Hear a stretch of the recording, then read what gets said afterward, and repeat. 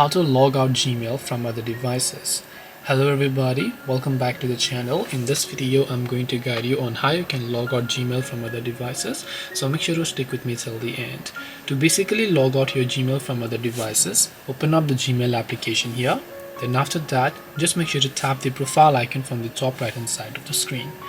Then go to the option called Manage Your Google Account. Once you come to the Manage Your Google Account button, all you have to do is simply go to this option called Security. And once you come to Security, simply scroll down here. You'll find an option that says Your Devices, where you can just tap on the Manage All Devices button there. And as you do that, you'll be able to see a list of devices currently logged in. So if you want to log out a certain device, select that. Then just tap on the option called Sign Out there. And once you tap on Sign Out, you'll be able to sign out of those devices.